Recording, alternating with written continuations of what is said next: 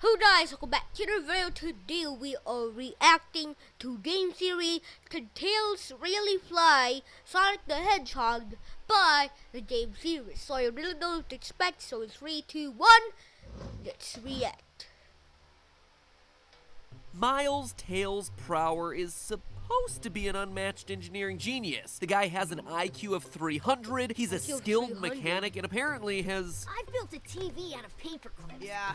And reprogrammed a supercomputer using dishwashing detergent and a toothpick. Basically, he can do anything. Well, anything except fly. Bro, mayday, mayday!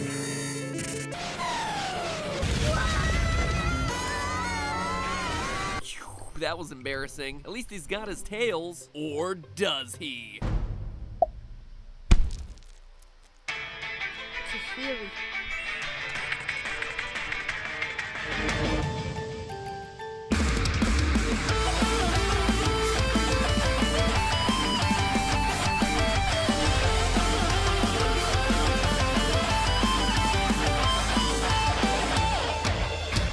Hello, Internet! Welcome to Game Theory, where today we're rolling around at the speed of a relatively slow tractor trailer. 3 months ago, I said I wouldn't be doing another Sonic physics video until 20 million subscribers. 20 but million man, subscribers. with everyone talking about that new real-life Sonic movie, and how could they not be? I mean, look at those legs. Like, There's gonna be a real life Sonic movie. What? There's been games that have been transformed into movies, but now Sonic the Hedgehog is joining the crew of people of movies that is inspired by games. Okay, is Fortnite gonna be next? Because probably. really, look at them. Ugh.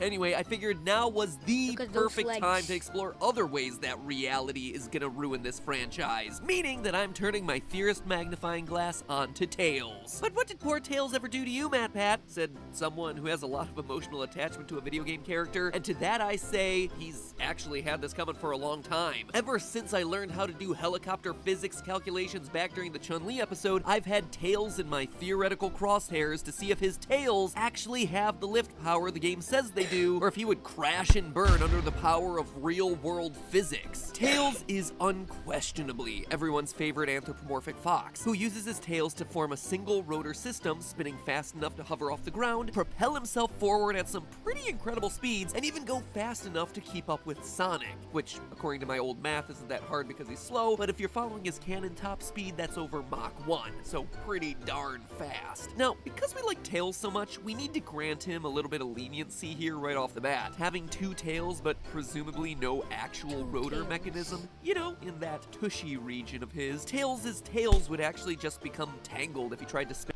I didn't know Tails actually had 2 tails, because I thought he only had 1 tail, and I didn't know what's special about his 1 tail.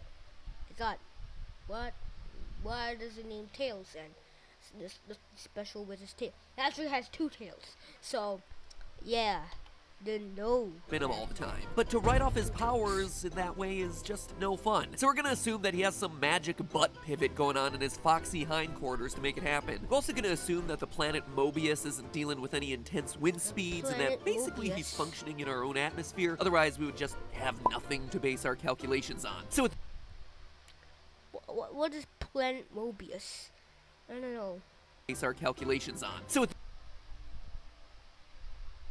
Why is it always loading? No.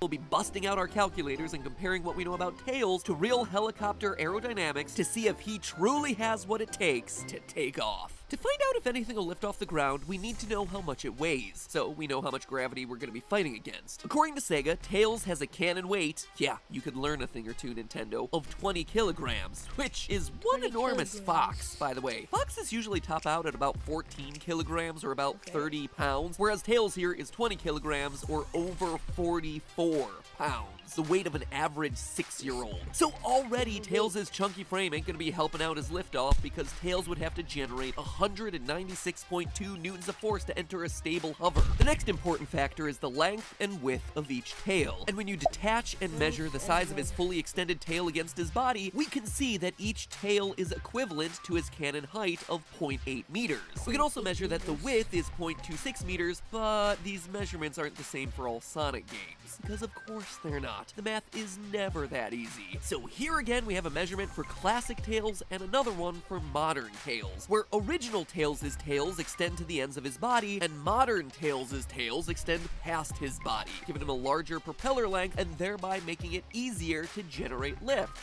Not looking so bad for the little guy. And by little guy, I actually mean enormous guy. Remember, he is larger than even the largest of foxes. So with that now doubling all the calculations that we need to do, all you Sonic apologists in the comments, don't say I never did anything for you. Now on to the fun part, turning Tails into a helicopter. Helicopter physics is really complicated, so we reached out to some engineers from Duke University to help us out with the math and the equations for this episode. So if you remember our work with the Chun-Li skull-crushing kick, we started talking about helicopter physics there, and we'll be able to use those same principles as a jumping off point for this theory. Helicopter physics is based on the idea of lift, which is essentially the force needed to overcome gravity and get something off the ground. Thanks to Newton's third law, planes can lift off the ground when the force upward underneath the wings becomes greater than gravity. But helicopters work a little bit differently. Because they don't glide through the air, they rotate. So we can start off with the equation for lift, which you can see here. Lift equals 1/2 times rho times v squared times the coefficient of lift times the area of the wing. But we actually need to change a couple things here. You know how when you do anything with a circle, all of a sudden you have to calculate everything in terms of pi and the radius? Well, it's the same deal here because helicopter blades move in a circle to generate lift. So when we're working with this equation, we're going to end up solving for v, the velocity of the blade spinning, but v is actually going to be something called angular velocity. I'm going to make a judgment call here and save you the headache of walking through some of the behind the scenes math here, because I'm assuming that people who clicked on a video about learning if Tails could fly are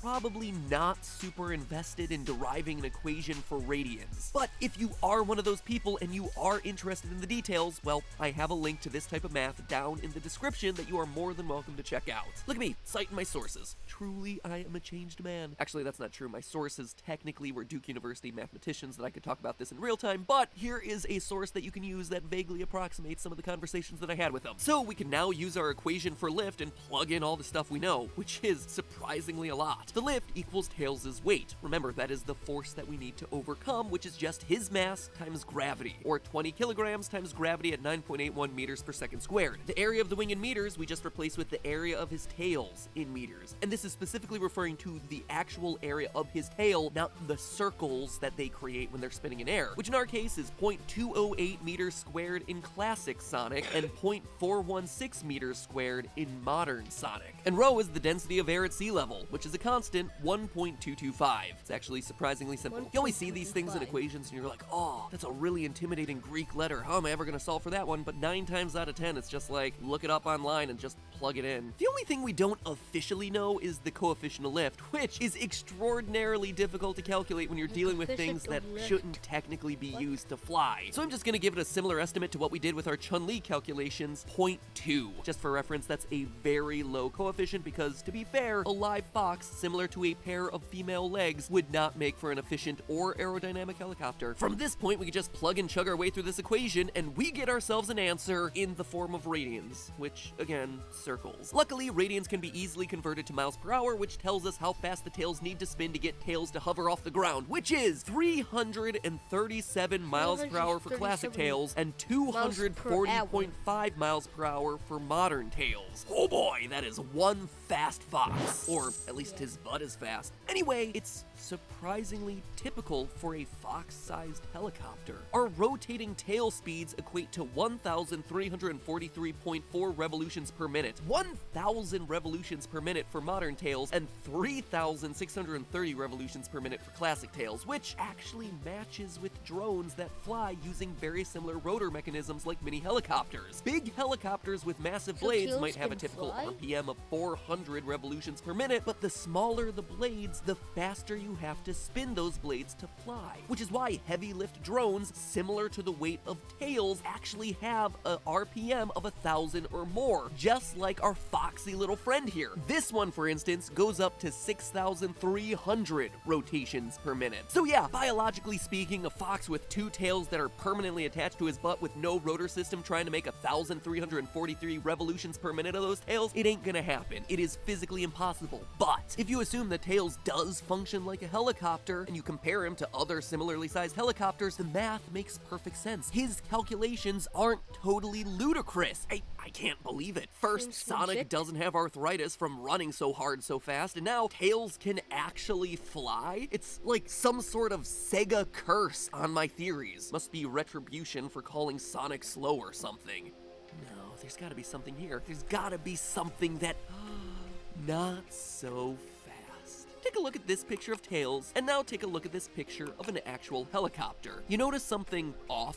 Yeah, outside of the fact that one is a precision piece of flying technology and the other is an anthropomorphic fox who does not really exist. The thing to notice here is that helicopters have two rotors. They've got that big one on the top like Tails, sure, but most of them also have these other ones in the tail. And it turns out that's not just like a glamour rotor that's just there for decoration. The reason for that small rotor tail, or other secondary rotors that you see on helicopters, goes back to the most fundamental physics out there. Newton's third law tells us that for every action there is an equal and opposite reaction. Helicopters are no exception. If you have helicopter blades spinning in one direction, that means the helicopter underneath is spinning circles in the opposite direction. So when he actually got up in the air, Tails' tails would be spinning in one direction exactly as fast as his body would have to be spinning in the other. Single rotor helicopters avoid this problem in the real world with tail rotors, these small blades on the tail that spin in the opposing direction to the top blade, specifically to counteract the forces that are making the helicopter want to spin itself into oblivion. Without those tail rotors, the helicopter is completely unflyable. It just becomes the world's most intense egg beater ride ever. In Tails fact, cannot all fly. functioning helicopters have to have two rotors somewhere on them specifically because of this problem. Even drones have an even number of rotors on them that are spinning in opposite directions for greater control and stability. Without any sort of counter rotor system to keep him steady, Tails isn't just not going to be able to keep up with Sonic, he is spinning completely out of control. So in the most ironic twist of this whole theory, it looks like the thing Tails is missing is, you got it, yet another set of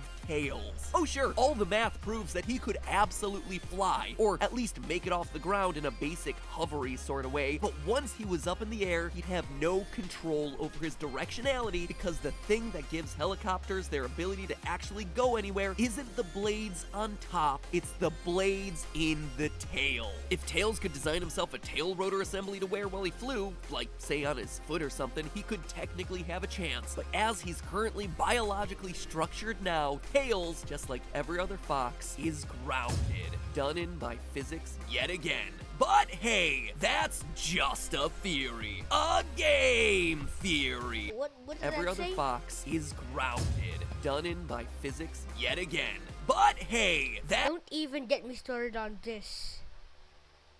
This little guy. Okay. That's just a theory. A game theory. Thanks for watching. Sure. See ya guys, thanks for watching. And of course, peace to other people have peace. Peace.